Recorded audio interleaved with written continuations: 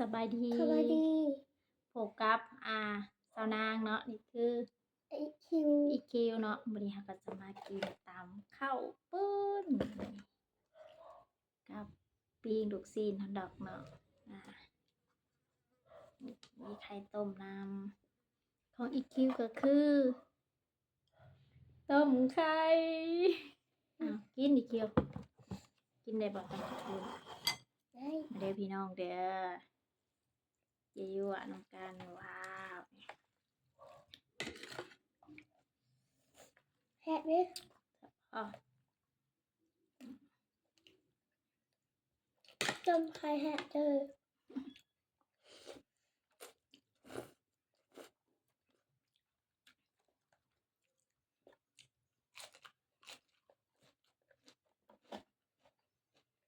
กินมาขอบคุณนะเอาบ่นี่ได้ไหมอันนี้อันนี้ก็ อ่ะอืมอีคิวเก่งได้ปีเนี่ย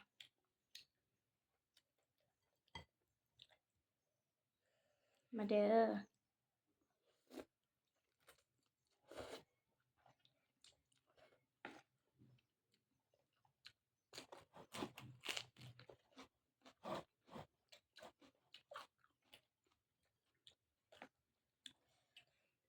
บได้มา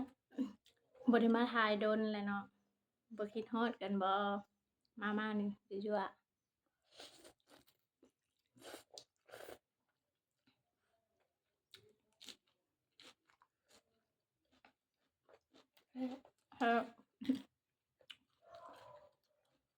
อั่ว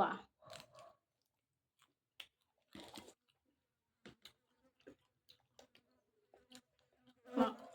อืม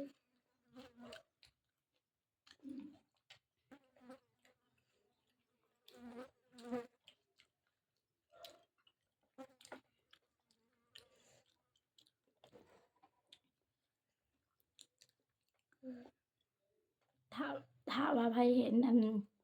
คลิปสาวนางตอนกลางคืนก็ขอโทษขออภัยเด้อ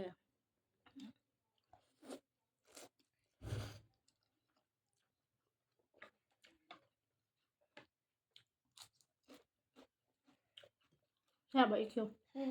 อืม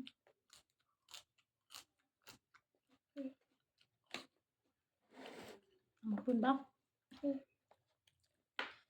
แนวเข้ามาอืม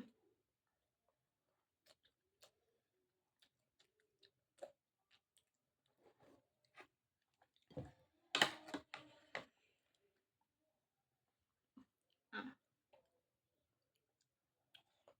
ตำบ่เผ็ดปานใดเนาะอีคิวก็กินได้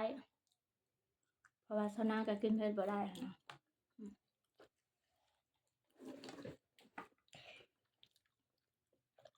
เผ็ดบ่อีคิวบาเผ็ดหน่อยหนึ่งบ่เฮ้ย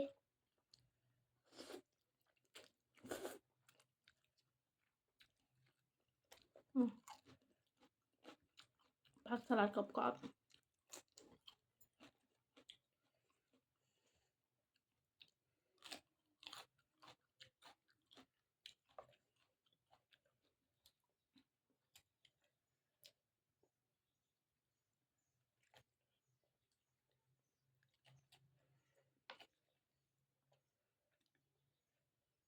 ตามดนจนบ่มีฮอดน้ำ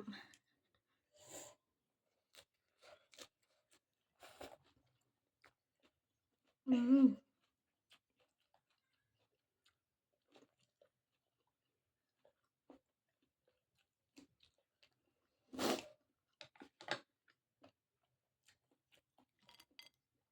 ว่ะเอาบ่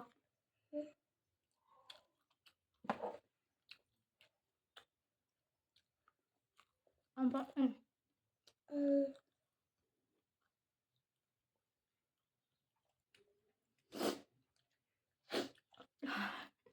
กินเผ็ดก็เป็นหวัด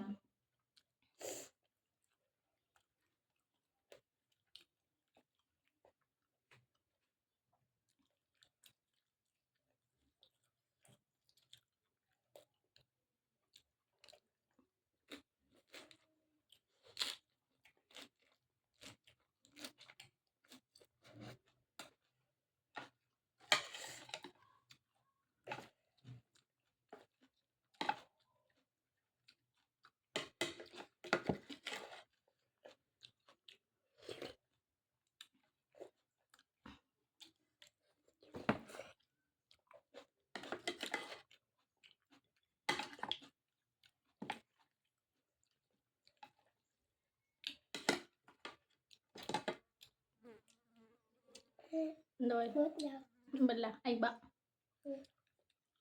จำบะ น้ แล้วมาเอา ำกินน้ เหนียว ำกินน้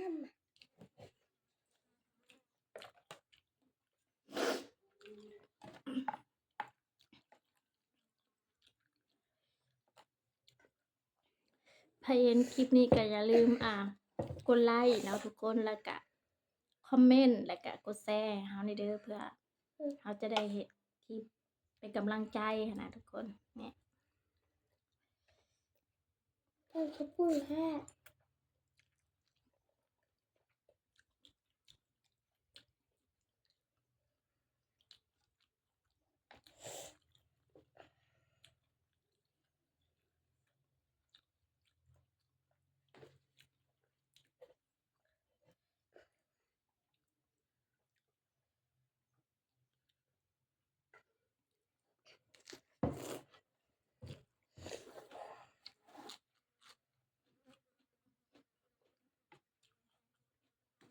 แม่เขาเปิดกันนะ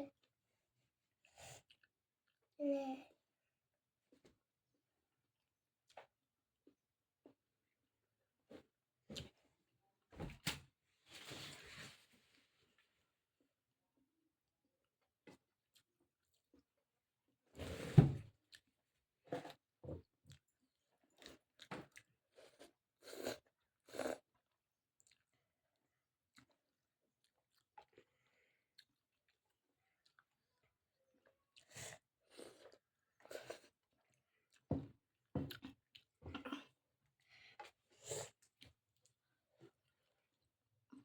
เป็นตะอยากเป็นตะแซ่บอยู่บ่ทุกคนเนี่ย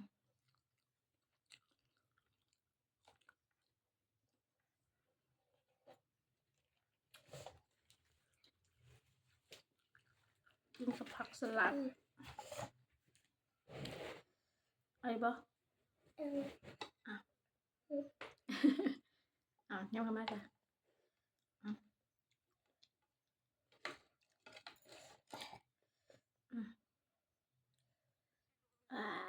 คิว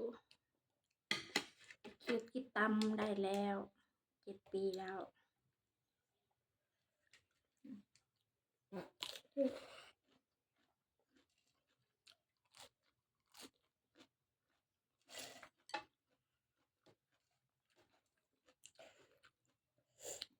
แม่เอาไปเรียนกับมือเขาเลย บ่พัก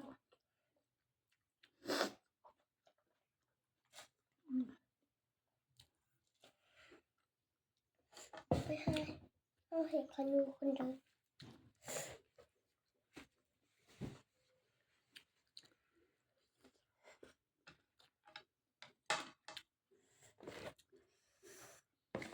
แซ่บทุกคน มาเฮานี้เราก็จะขอลาไปแล้วเนาะทุกคนเนาะใครมาเบิ่งคลิปนี้ก็อย่าลืมฝากกดไลค์กด Subscribe ก็